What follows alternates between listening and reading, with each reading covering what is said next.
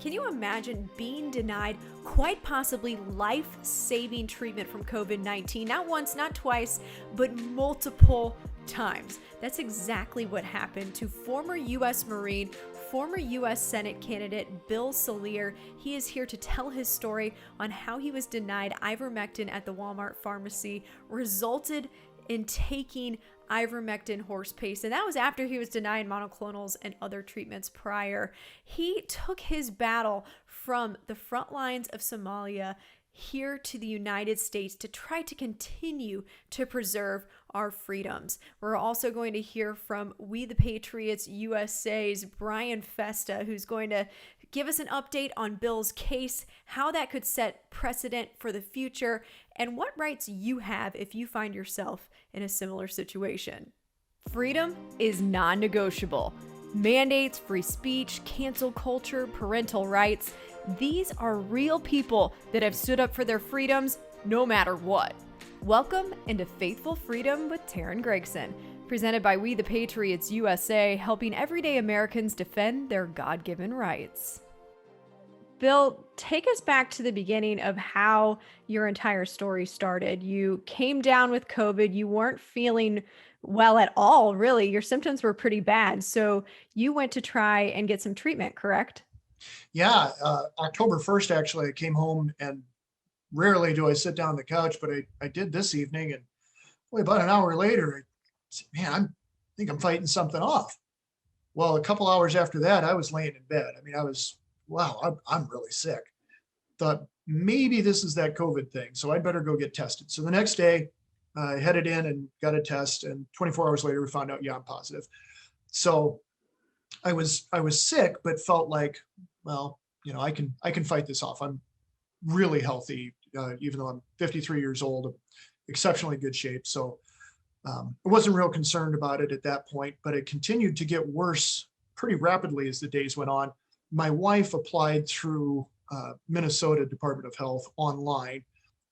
We knew about the monoclonal treatments. So she thought perhaps this is, as I was going, perhaps I should take a look at that. Well, we never even heard back from Department of Health in Minnesota. Not a response of yes, not a response of no. It was just radio silence. So a couple of days after that, my wife decided that if we could get down into Iowa to a small town clinic that's attached to a hospital chain, that perhaps we should go there and get looked at. So loaded me up in the Expedition. I laid down in the back of it, and she drove me down to Iowa. We met with a doctor down there who I inquired about the monoclonal treatments. She said she only had one bag left, and my oxygen was still too high to warrant giving it to me because she needed to save it for people who were in worse condition than me. Did you feel like you were having troubles breathing at that time? No, it felt strained to breathe, but I felt like I was getting enough. I didn't feel like I was suffocating. Mm-hmm. So I knew it was straining to breathe, but I wasn't on the verge of not having enough oxygen in my body at that point. Now, my wife was very good throughout the whole thing. I didn't leave the bedroom from that first night, except for these 2 trips to get tested and then down to Iowa.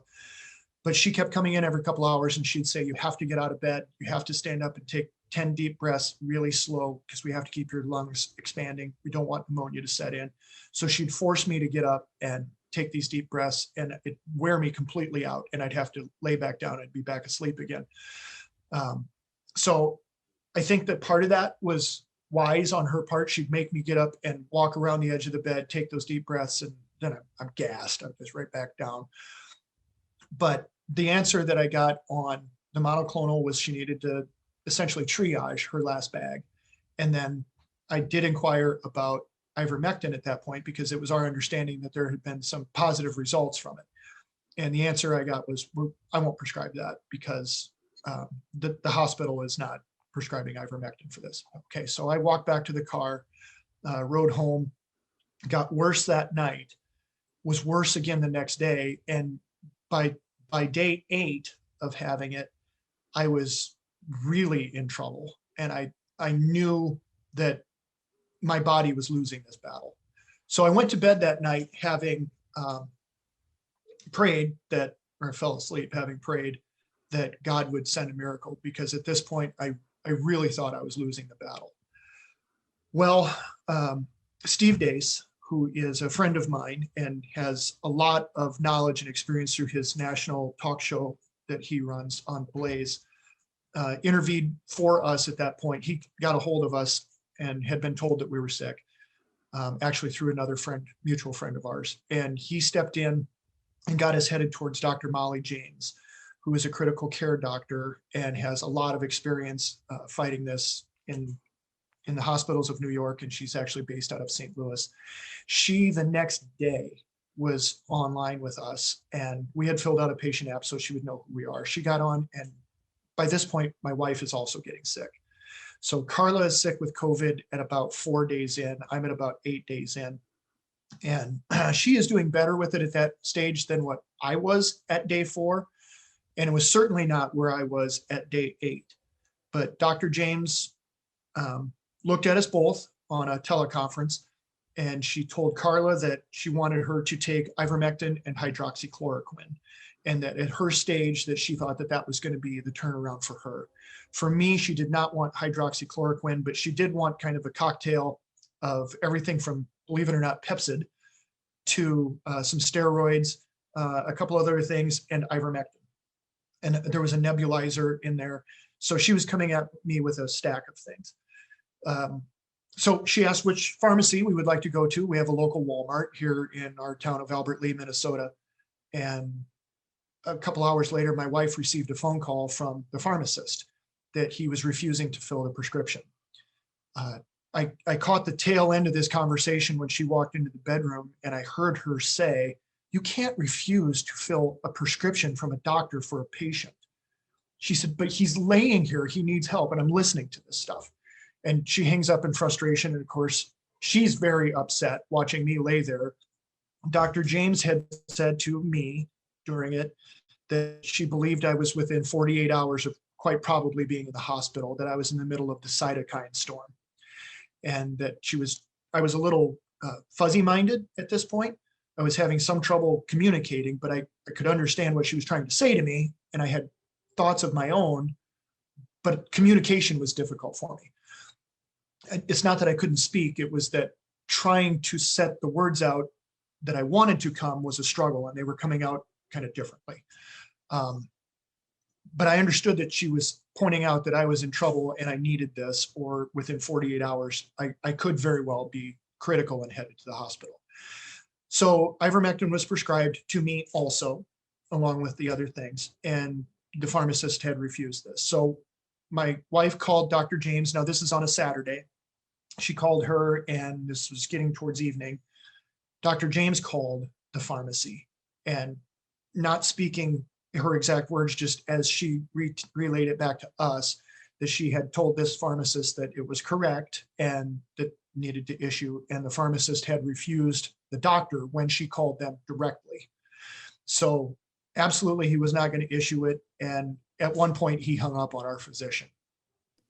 So She at called that us. point, you said you were feeling a little lethargic, a little out of it. Were you aware that the pharmacist had hung up on your doctor by that point? When my doctor called Carla back to say that I can't get him to do it, do you have another pharmacy in town? Carla had come into the bedroom, and I did understand at that point that we needed to go another route. So we tried our local grocery store, this chain called Hy-Vee, based out of Iowa. And we were also told there that they would not fill it. They filled everything except the hydroxychloroquine and the ivermectin. Carla had gone to pick it up because that was flat out our only alternative. I didn't have the strength to get out and drive. And the pharmacist told her that he would fill everything else except those products. She asked why, and he told her, in my computer, when I enter those in, it kicks it out if it's for COVID, and it won't allow me to fill it. So that's a corporate decision being made. So we were struggling now with 2 different places. The pharmacy at Walmart had just flat out refused and had been pretty caustic about it for a family that was in this situation. Was that really surprising for you guys? How did that make you feel in the moment when you knew you needed this medication. And not only were you being refused it, but in that sort of manner.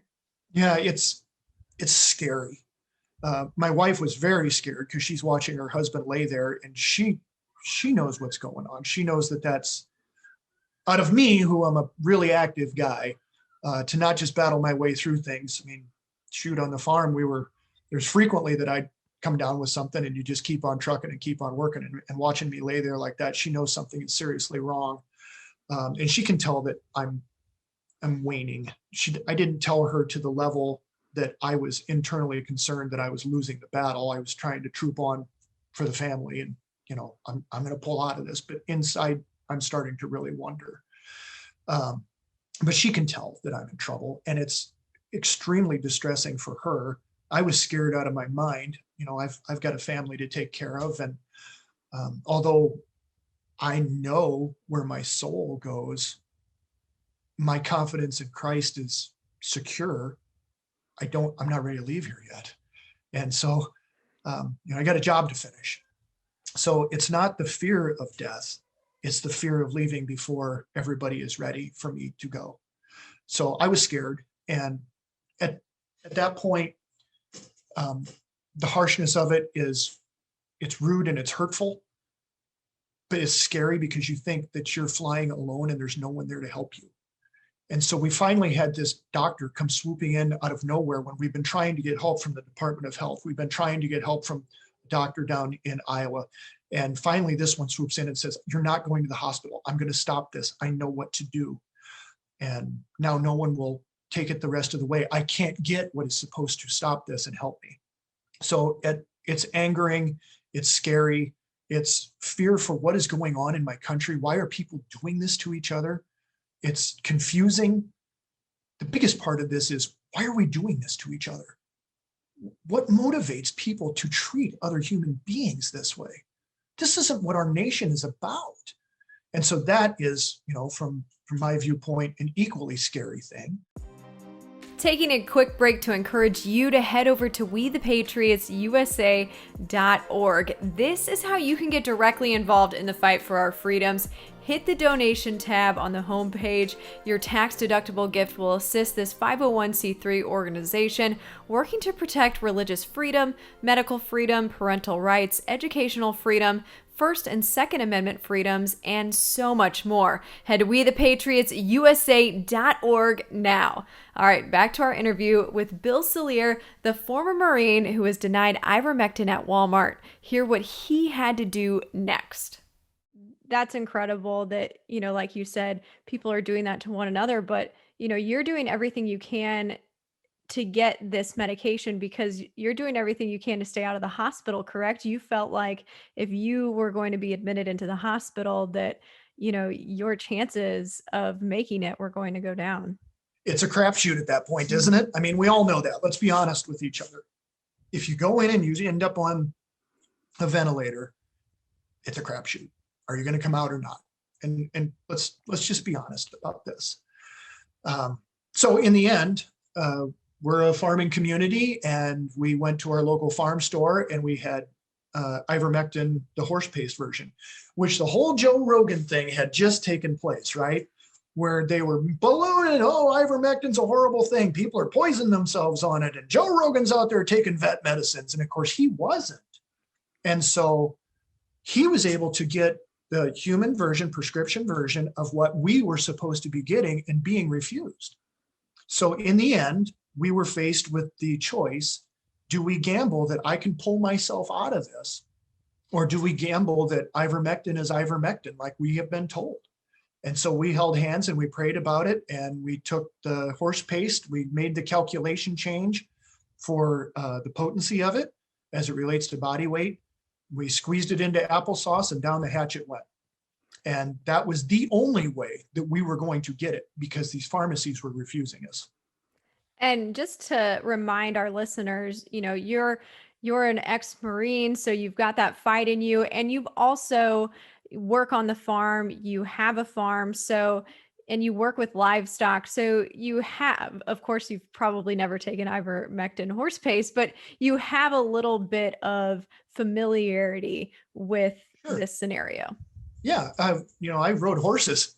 Yeah. So I remember putting my thumb in the corner right back here so you could get the horse mouth open and deworming the horse and then away at the wormer and you saddle up and ride. Yeah, I'm a farm boy. I've used pour-on ivermectin on the backs of cattle to deworm, delouse on cattle. Sure, I'm familiar with the product. I know that we had to be careful to get the specific ivermectin that does not have any other wormer in it. So there are some that will combine different active ingredients, and you can't do that. Ivermectin has to be straight ivermectin.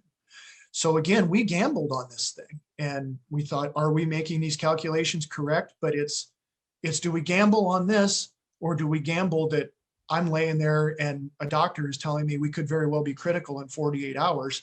This is what's going to stop it. No one will help me.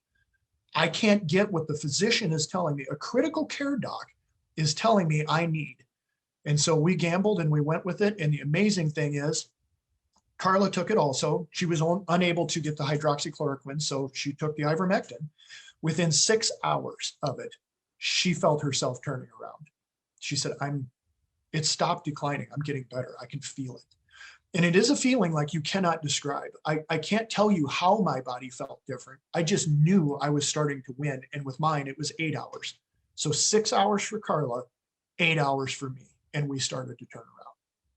So that brings us all the way full circle around to, I am distressed about what has happened to our country, how we have used COVID as a tool to split people between vaccinated and unvaccinated. No, we're all still Americans, and we all still have liberties and freedom and dreams that we all share.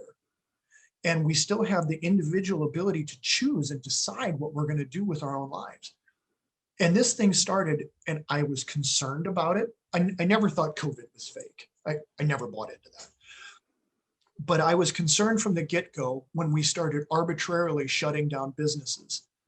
I thought, where are we going with this? By what right do you have to just close people's livelihoods and to lock people in and away, and to start separating people now by the vaxxed and the unvaxxed and the masked and the unmasked and all this silliness that we have gone through as we separate ourselves as a society? This has created a lot of fear for me. And when we ramped it up to the point where, for whatever reason, be it political, or be it we don't want to be exposed to lawsuits, or for whatever reason, when companies and pharmacists can effectively practice medicine without a license, and when they can stand between the physician and the patient, then we have critical troubles in this country. And that is the ground at which we have to stand and fight this on. The two most powerful letters in the world are N and O when put together. So when you're trying to take away our freedom, and when you're trying to split our nation apart, our answer as Americans must be no. We simply won't do it. We will not comply with you trying to destroy our society. And now you're teaming up. You've already announced that you've teamed up with We The Patriots USA to take some legal action. Update us on where you guys are at in that process. Yeah, so Cameron Atkinson, attorney, has agreed to represent us in this.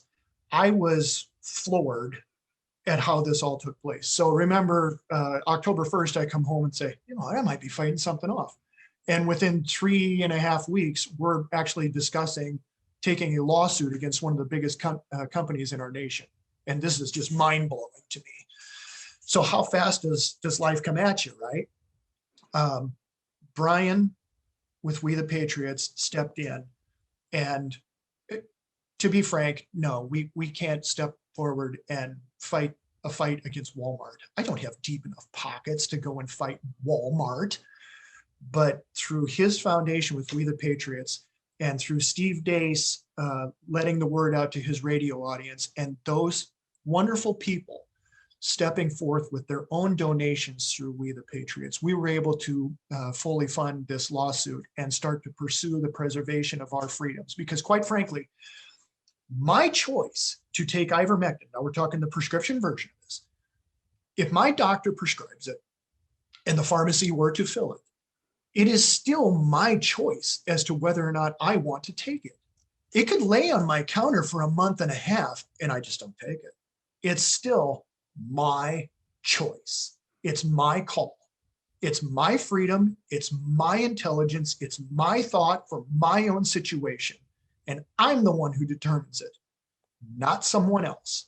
And when we cede that ground as a society, you have no idea the ramifications that this is going to lead to, folks. And that is, it's not just a, I'm going to get you for turning me down. That's not what this is about.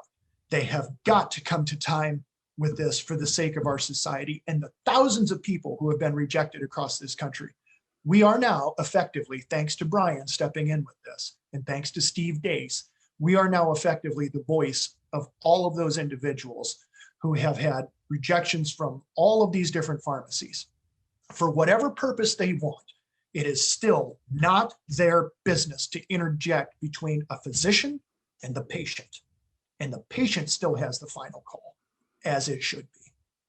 If you wouldn't have had the opportunity to take things into your own hands and to go get the ivermectin horse paste yourself, if you weren't able to get that last line of defense, what do you think would have happened to you? I think I was in the crapshoot phase. You just do not know if I could have survived that cytokine storm and how low might my blood oxygen level have gone. I know our doctor was saying if it gets to this point, flip him onto his chest because there's more breathing capability in your back than there is when you're laying on your back up into your chest. So we were trying everything we could. I was taking the aspirin, we were taking the vitamins, we were doing everything we could that we could get our hands on. And where would it have ended? I don't know, but my body was telling me I was in trouble.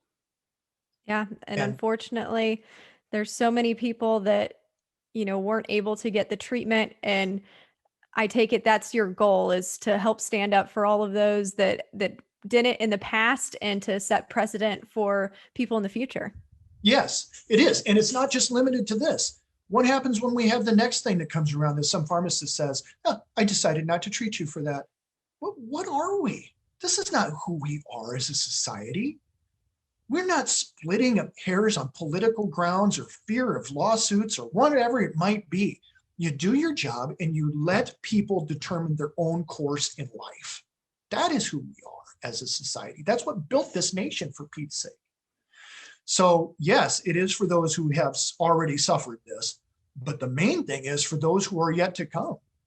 This cannot continue to be practiced. If there is viable help, like Dr. James believes, and like I believe because it helped me, if there is viable help, why are we denying this to people who are laying there suffering? This is madness. What kind of a society do we live in if we allow people to lay there and suffer, even if it were to never on any of them rise to the level of death? And we know that it does. But even if it didn't, just to make them lay there and suffer when there is potential help there, that's cruel. It is. And you, like we mentioned, are a former Marine. You have fought physical battles for this country. Do you find it surreal that you're in this place, that here you are on a different battlefield now? In a way, yes, I do. It's not anything I ever anticipated doing. Um, I'm not a litigious type of guy. I've never sued anyone for anything in my life. I've never even been tempted on this type of level to pursue, you've injured me in some way, so I'm going to sue you. It's not the type of litigious person that I am. So it's surprising on multiple levels that we would be involved in something at this weight and scale that we are now. But you are correct. It is just as much of a passion of mine at 53 years old as it was at 22 to preserve our nation's liberty. That is why you go to serve. It's because of the freedom and the traditions of those all the way back to Valley Forge and up through Quezon, all the way up through the Battle of Fallujah and back to Guadalcanal. What are their sacrifices for if we, and when we're in our civilian time, just let our liberties be stripped away for? What did they sacrifice for then? I mean, Why did we step forth and shed all the blood if we were just going to let it go without so much as a whimper in 2021? And that And is a complete disgrace to those who went before us to establish what we have. and then how does it make you feel as someone who's served this country to this is how you're repaid. You are not able to get the medical treatment that you should get. You served our country, and you also see your fellow military members, battling the mandates that are happening and all these different things. How does it make you feel as a former serviceman to be, repaid like this? Well, I never looked at my time in the service as something that I was looking to be repaid for. The very fact that we have the freedom that we have is the payment that we receive by serving our country. The fear is the loss of it. And the slippery slope has been poo-pooed over and over again. Oh, the slippery slope. You people always go to the slippery slope. That's why you said in the 1970s, if you start with the first trimester, eventually you'll be going all the way through the time of natural childbirth. And that is what we said. And they said it's a slippery slope. And voila, where did we end up? So if we are allowing people, say, for example, with the mandate, if you allow the government to mandate that you either are tested or you get a vaccine, when enough people say no, and I do believe that they should refuse. And by the way, it's not just limited to that. If you work for one of these companies that's 100 or more and you've been vaccinated, now your name has to go in a file. You have to produce proof that you were there. Violation of HIPAA rights, violation of the HIPAA law and your privacy rights. Talk about illegal search and seizure, for Pete's sake. Then they're going to keep a record. Now they're running advertisements on TV. You don't worry about it. Send your records to us. We'll take care of all your vax records. Okay, so now we're going to put all of them into yet a third-party company that's advertising for this stuff. So even those who have been vaccinated are having their rights stripped from them. And it was fine. It's their choice. I don't care if you choose to be vaccinated. It was your choice. But it is not your employer's business. It is certainly not the government's business. And moreover, a third party out there now saying, send us your records. We'll keep them all for you. It'll make your life simpler. What is going on? Every single individual is going to pay a price for this. But let's say enough of us say, no, I'm not going to do it. And enough of us get fired, the economy melts down, whatever happens. A slow up of your products in the stores, whatever the ramifications. Enough people say, no, I'm not going to do it. What's their next step? Is it you can't cross lines without showing a card, state lines? Is this not a little bit like Russia, the Soviet Union of papers, please? Where are your transport papers, please? And now we want to depend on people within companies to rat each other out as to whether or not they've been tested or vaccinated. Hello, East German Stasi. What are we headed towards again as a society? And this is where the left will say, oh, the slippery slope argument. And yet it happens over and over again. So the time to stand up may have been 30 years ago, but we didn't. The time to stand up and say, no, you can't stand between me and my physician is my battle. No, you cannot force a mandate down my throat is a national battle. But it is time for us to stand up and say, we are taking our freedom back. We do not have to do this by force of arms. We can simply do it with 2 letters back to back, N and O. Well, I appreciate you standing up and I appreciate you telling your story. You and I have some similarities in our stories in that, my employer rejected not only my religious exemption from the masking and the testing, but they also rejected my doctor's note saying that I should work from home during this time. So they too tried to step in and take authority over my doctor as well, just like that pharmacist tried to do for you. But I think that that's what many of us standing up are trying to do. And those of us that are teaming up with We The Patriots USA, we're trying to set precedent for others in the future and to help make a difference for everyone else. It's not about us, it's about them. It really is, because it is such a larger picture. This might be that picture a spear and I may be the point of the spear that's being hurled by my attorney, right?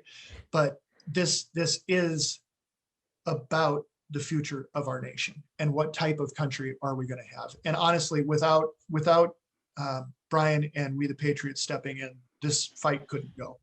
And so I am eternally grateful to him and to you folks. Well, thank you so much for your time, Bill, and thanks for sharing your story. It's been my pleasure. Happy to do it anytime. Brian, we'll dive into why you guys took Bill's case on in just a moment, but I think it's important for our listeners and our audience to know if they find themselves in a similar situation, what rights do they have regarding, being turned down for medication that they would need? Well, absolutely. I believe they have legal recourse because these pharmacists are practicing medicine without a license, essentially, is what's going on here. I mean, they are overriding a physician's decision, which they have absolutely no right to do. The only time they should even be questioning it is if there's, for instance, a clear error, if they see the physician has prescribed, 10 times the normal dose and they think it's, very apparent there's an error here. But in that case, they should call the physician, get clarification, or if there's a contraindication. So they go through the other medications this person's on, and there's a clear contraindication of the medication that could cause serious harm or death or something. Obviously, then they can say, well, no, I think, again, I think this was a mistake. Again, though, in that situation, best practice, the protocol actually is they should be calling the physician. They should not be just unilaterally, refusing to fill scripts without even having a conversation and trying to figure out what's going on here, especially with a drug like ivermectin, which has been used for decades, which the treatment for malaria that it's used in won the Nobel Prize in 2015. Okay. So I mean, when you look at the facts here, there is no reason to believe that this is harmful in any way. It's all part of an agenda. It's political, has nothing to do with health. There's no reason for any pharmacist to believe that this is harmful because there's absolutely no scientific evidence that it is. And there's a mountain of evidence that's building every day to show that it's extremely effective in combating COVID symptoms and helping for recovery. I'm not a doctor and that's not medical advice, so I'm not asking anybody to take that, but I'm just saying I have personal experience, okay? I got COVID and I used it, and I was fortunate enough to find a pharmacy that would fill it and didn't give me any kind of problem, so I didn't have to take any legal recourse. But no, they absolutely have the right to file a lawsuit against any pharmacy and pharmacist that's refusing to fill it, and we intend to lead the way in that with this lawsuit on behalf of Bill Salier. Yeah, unfortunately, there are many, many people out there that are finding it difficult to get the treatment that they need when they come down with COVID right now. And so that's the main reason why you take on cases like this, is to help set precedent for others, correct? Right, exactly. We don't want to just do this one case and then have it be done and not help any others. Our goal isn't to just help one person, although we're very, very happy to help Bill. Our goal is to help millions of people all across the country and even the world. Ultimately, if this, ends up setting a large enough precedent in the United States, other countries do look to the United States for legal precedent, especially in the federal courts and especially the Supreme Court of the United States. They do tend to follow our lead in many cases. And I've actually had people internationally tell me that, by the way. I talked to some attorneys in Israel who told me that, please, please, please win, because if you win, we will win. They'll follow your lead if you win in America. So this is important for all of humanity. And I'm not overstating that. I'm not being over dramatic. That's not hyperbole. That's a fact. This is important for all of humanity, what the work that we are doing, because if Walmart loses this case, and we're very confident that this bill is going to be successful in this lawsuit, if Walmart loses this case, that's a big deal. They're a huge company, one of the largest companies in the world. Okay, one of the largest retailers in the world. I think second only to Amazon, right? I think it's Amazon and then Walmart. That sounds right. So Walmart used to be number one until Amazon, but still a very, very huge multinational corporation like that. If they lose this lawsuit, then everybody's fair game. CVS, Rite Aid, Walgreens, Kroger's, all of these other companies that have pharmacies, which is almost everywhere now. If we can beat Walmart in a lawsuit like this, if we can win this lawsuit, we can win any of them. And these other companies will know that, they can't do those things, and they won't give them a try. But thank you so much for explaining Bill's case and for taking his on, and tell people how they can help Bill and others like him out. Well, Bill's lawsuit is fully funded, so we're very transparent with things like that. We want to let everybody know. Luckily, we are fully funded for that lawsuit, but we have a lot of other people who have similarly been denied ivermectin, denied prescriptions, treatments for COVID at those other pharmacies that I mentioned and at other, retail establishments, and are reaching out to us. And unfortunately, we don't have the funds right now to help them. So if you want to help with those other lawsuits and all of the other kinds of work that we're doing, please consider a donation to We The Patriots USA at wethepatriotsusa.org. You can make a donation either online. We have PayPal, we have Venmo, we have I think we're putting up a Line Pay, which is a new Patriot vendor that's not going to steal our money as some of the other vendors have threatened to do. And then we have also the option, of course, just mailing a check or money order. There's an address right there on our donate page. If you go to a one-time donation, or if you just look at the bottom of our website, you'll see our mailing address.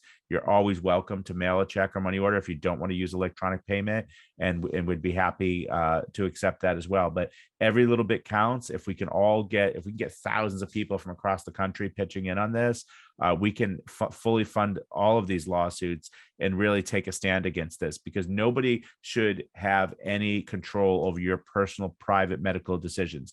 Not the government, not Walmart. Well, thank you so much. And thank you for all you guys do. Thank you for having me. Thank you for joining us on this episode of Faithful Freedom with me, Taryn Gregson. Until next time, make sure to check out wethepatriotsusa.org for more information on how you can help join this fight for our rights and to preserve our freedoms here in the United States. Until then, continue to stand strong. Remember to choose faith and freedom over fear.